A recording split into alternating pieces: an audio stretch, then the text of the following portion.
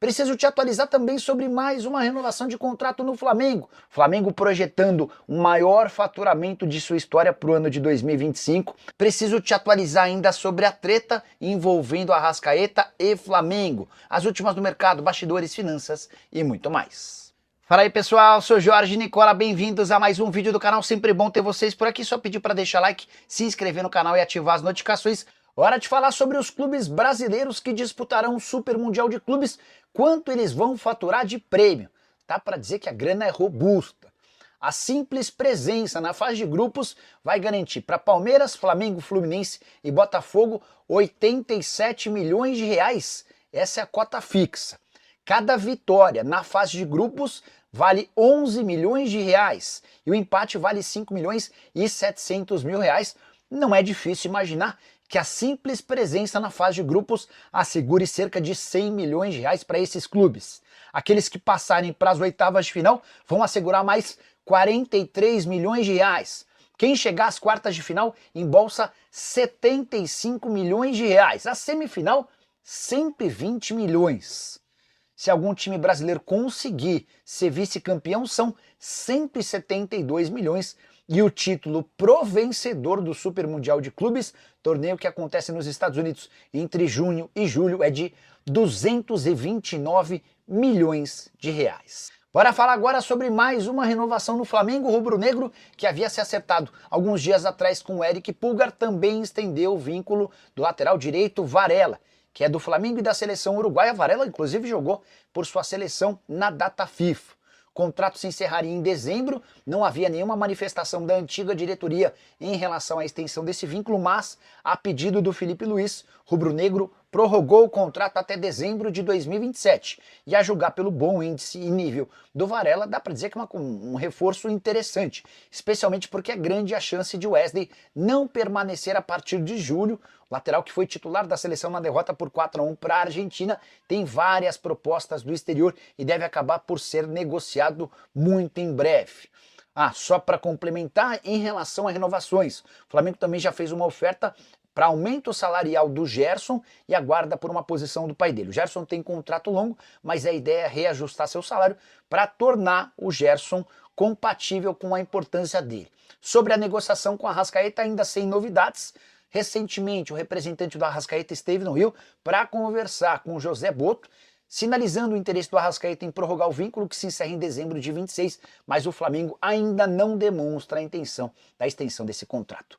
A saideira sobre o Fla, Danilo, lateral direito barra zagueiro do rubro-negro, teve lesão na coxa constatada e está fora das estreias do Flamengo, tanto no Campeonato Brasileiro quanto na Libertadores da América. Hora de falar sobre o Flamengo, que projeta a maior receita de sua história na temporada de 2025. E a maior receita da história do Flamengo seria também a maior receita da história do futebol no Brasil e na América do Sul.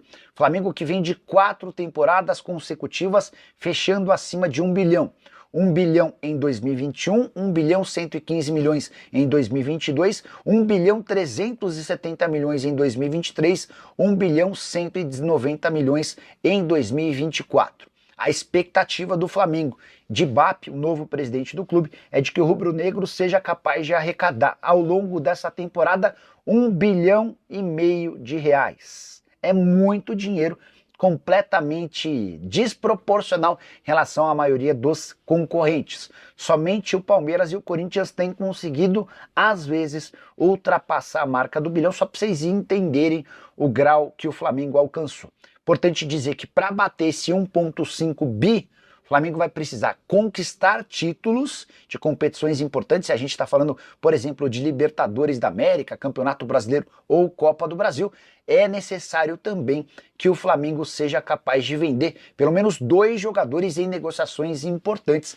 com cifras bastante elevadas. Sobre o Flamengo, Rodrigão, algumas atualizações sobre o rubro-negro.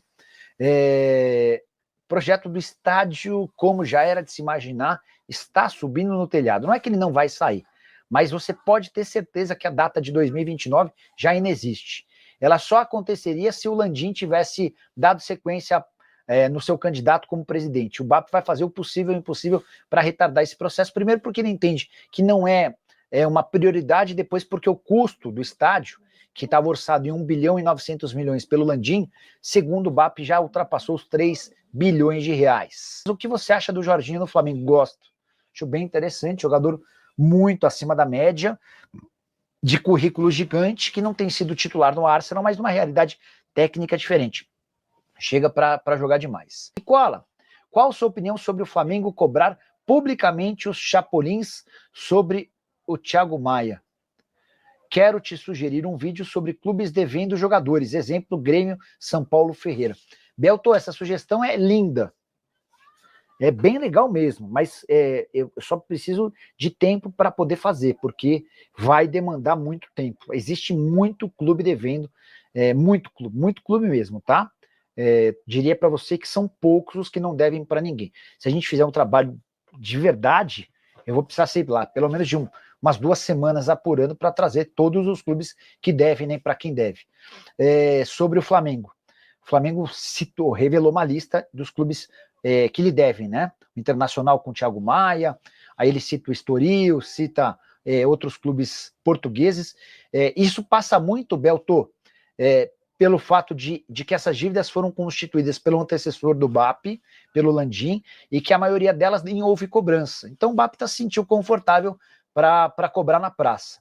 O que eu acho é que a gente precisa ter uma relação mais honesta entre clubes.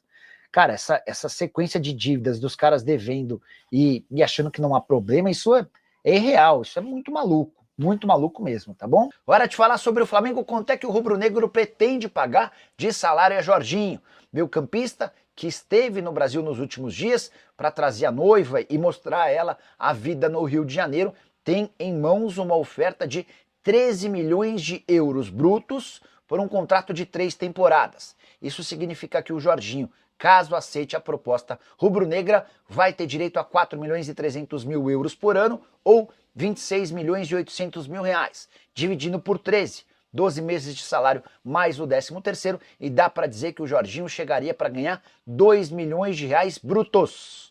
Tem também a parte dos impostos que descontaria uma parte dessa grana. De qualquer forma, se aceitar a oferta, Jorginho passa a ser o jogador mais bem pago do elenco rubro-negro, superando Bruno Henrique e Alexandro, que ganham na casa de 1 milhão e 800 mil reais mês. O Gerson, que acaba de receber uma oferta para a extensão do seu contrato com direito a reajuste salarial, tem essa possibilidade de bater algo próximo a 2 milhões de reais. Então Jorginho e Gerson podem se tornar nos próximos dias os jogadores mais caros ou de maior pagamento dentro do elenco rubro-negro. Só para completar o noticiário do Fla, contar que Flamengo e Fluminense discutem a venda dos name rights do Maracanã.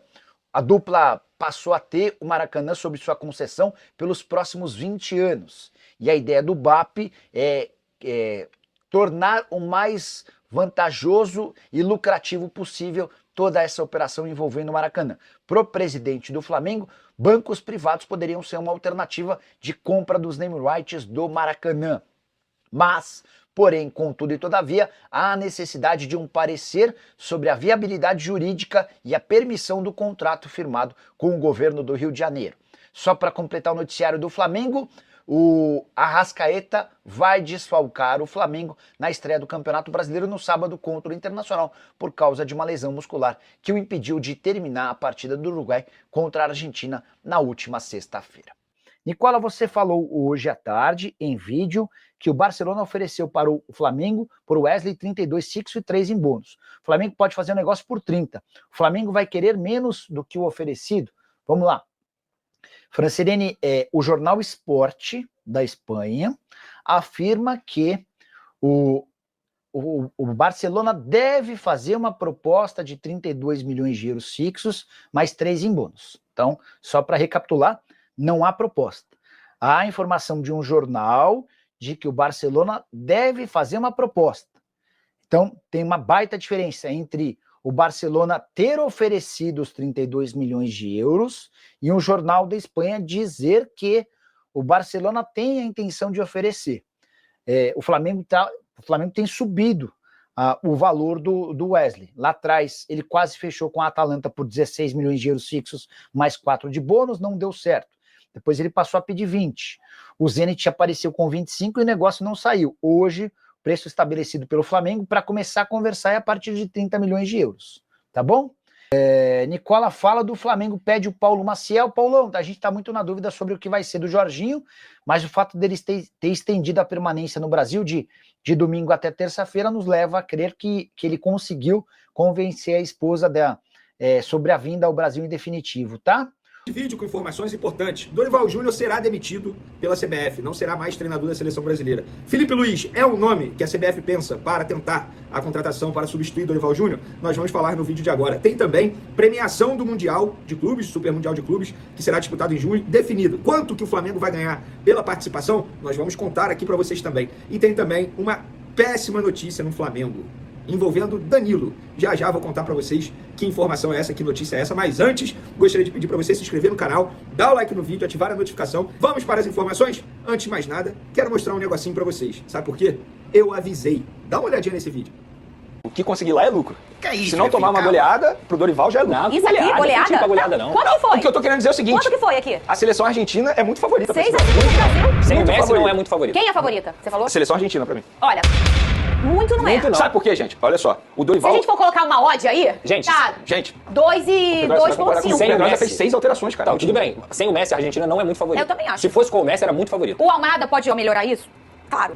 Viu? Eu já imaginava. Para mim, se a seleção brasileira chegasse lá no Monumental, na casa da Argentina, e não levasse uma goleada, já seria um lucro, já sairia em vantagem. E deu óbvio, pelo menos na minha concepção. Eu não tirei essa minha opinião aí que foi dada horas antes do jogo entre Argentina e Brasil, do nada. Eu, obviamente, para eu dar uma opinião como essa, eu tive que pensar, analisar o cenário, ver o momento da seleção argentina, o momento da seleção brasileira, a forma como a seleção argentina seria escalada e a forma como a seleção brasileira seria escalada. Quando eu falei isso aí no programa, lá no SBT, fui achincalhado, xingado nas redes sociais, chamado de argentino. Teve gente na rua me zoando, falando, alô, torcedor da Argentina. Gente, quando eu chego na frente das câmeras, eu preciso passar para o público o que de fato está acontecendo, pelo menos na minha visão. Eu não posso ser torcedor e falar ali, Brasil vai chegar lá, vai ganhar. Não, gente. O cenário era trágico, era tragédia anunciada. Sabe por quê? A seleção brasileira não vem jogando bem há muito tempo. Há muito tempo. Me lembra aí o último bom jogo da seleção brasileira. Quando venceu, no caso contra a Colômbia, por exemplo, venceu graças à qualidade técnica individual de um jogador, que foi o Vinícius Júnior, que achou um golzinho nos minutos finais. A seleção brasileira é um bando dentro de campo. Desorganizado, não tem uma boa saída de bola, os jogadores não sabem o que fazer. É na base da intuição. E aí o Dorival Júnior fez 6 mudanças em relação ao time que pegou a Colômbia para pegar a Argentina. 4 forçadas e 2 por opção. Em nenhum momento ele pensou em iniciar o jogo com 3 volantes, o que para mim era o óbvio. Primeiro, ele poderia utilizar o entrosamento entre André e João Gomes, que jogam juntos no Wolverhampton, e botar mais um volante, que no caso eu botaria o Ederson, para proteger ainda mais o meio de campo dele. Até porque ele estava com 2 laterais extremamente ofensivos, o Wesley e Guilherme Arana. E não é segredo para ninguém que o grande forte da seleção argentina é o meio de campo, pela qualidade dos jogadores de meio de campo e pela quantidade de jogadores de meio de campo. Eles não jogam com pontas, como todas as seleções, ou quase todas as seleções estão jogando. É apenas um atacante, que é o Julián Álvares, que mesmo assim sai bastante da área. E mesmo assim, o Dorival Júnior manteve a ideia de apenas 2 volantes. Ele viu que não deu certa estratégia, continuou com o erro durante o jogo e tomou um baile. O que a seleção brasileira tomou ontem foi um baile de tango, né? Já que estava na casa da Argentina. E foi pouco, hein? E foi pouco, poderia ter 5, 6, 7, 8. É porque a Argentina fez 4-1, tirou o pé e ficou humilhando os jogadores dentro de campo. O Rafinha, não critiquei não, tá? Pela declaração antes do jogo, gostei. Mas quando dá esse tipo de declaração, porrada neles e tal, tem que se garantir dentro de campo. E dentro de campo ele pipocou no futebol e na porrada. Porque teve jogador argentino passando a mão no roxinho dele, dando tapinha no roxinho dele, ele não fez absolutamente nada. Diante disso tudo, dessa humilhação, que eu considero dentro de campo uma humilhação maior do que foi o 7-1 para a Alemanha, repito, dentro de campo, pela forma que fez. Historicamente, o 7-1 vai ser sempre o 7-1. Mas dentro de campo, o que os jogadores argentinos fizeram foi muito mais humilhante do que a Alemanha fez na ocasião. A Alemanha fez gol. Agora a Argentina humilhou. Gritou olé com 10 minutos no primeiro tempo. Fez 1 minuto de silêncio, zoou, passou a mãozinha no rosto, ó. Humilhante. E os jogadores brasileiros nada fizeram. Eu me senti envergonhado.